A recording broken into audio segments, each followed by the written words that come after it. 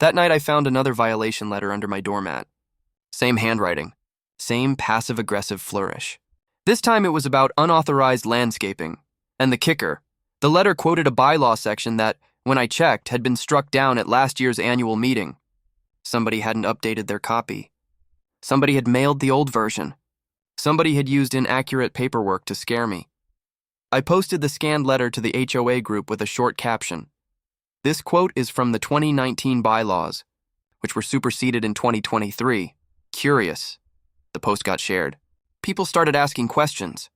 People who had never spoken up before messaged me screenshots of old notices, similar letters, and awkward apologies. Then Carol did something I didn't expect. She showed up at my door at 8:30 the next morning, voice sharp as a hedgerow. "You embarrassed me at the meeting," she hissed. "You're making trouble for the board.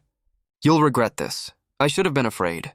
Instead, I felt amused. Regret what? I asked, asking the HOA to follow its own rules. She leaned in like she wanted a secret to sound more poisonous. "You think you've won? You haven't seen anything yet." And with that, she turned and left, but not before bumping her car into my mailbox on purpose as she walked away. The mailbox wobbled. I went inside to inspect the damage and found a small sliver of paint scraped off, like the opening move in a duel. I cleaned the scrape, put the mailbox back on the post, and sat down at my table. I pulled the bylaws back toward me and smiled. I had made her crack the armor. Now I knew she would retaliate. And retaliation from Carol meant two things: drama and mistakes. So I planned the next move. Enlist allies, get the inspection scheduled, and make sure her violations were documented before she could hire a lawyer to rewrite reality. What I didn't plan for was the anonymous envelope that appeared in my mailbox 2 days later. No return address. Just a single glossy photograph inside. It was a photo of my backyard, taken at night, with something in the corner that made my stomach drop. There, half hidden among the hydrangeas, was a dark shape that certainly did not belong in a suburban backyard. A footprint. A muddy boot, and the unmistakable glint of metal. Someone had been in my yard at night, and whoever it was knew how to be seen and not seen. The picture was framed with almost surgical precision. I felt the air leave my chest. I called Mrs. Lopez. She answered on the second ring, voice small. "You got it too?" Before she could finish, my phone buzzed with a group message from 3 neighbors.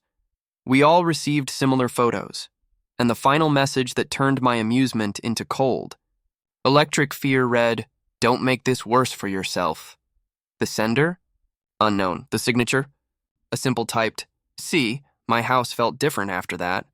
Like the lawn underfoot had softened into something precarious. I'd poked a hornet's nest. Now someone was poking back, and the kicker, the absolute worst bit, was this. The muddy boot print in the photo matched the tread, pattern on a pair of shoes I had seen in Carol's garage last month when she'd borrowed my measuring tape. Stared at the photo until the edges of it blurred. Who had taken it? Why send it to us?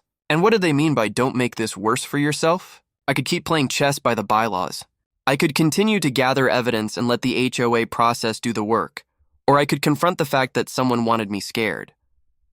And I'm not great at being scared, so I decided to keep my mouth shut and watch, except someone had already escalated, and now I had no idea whether the next move would be mine or hers.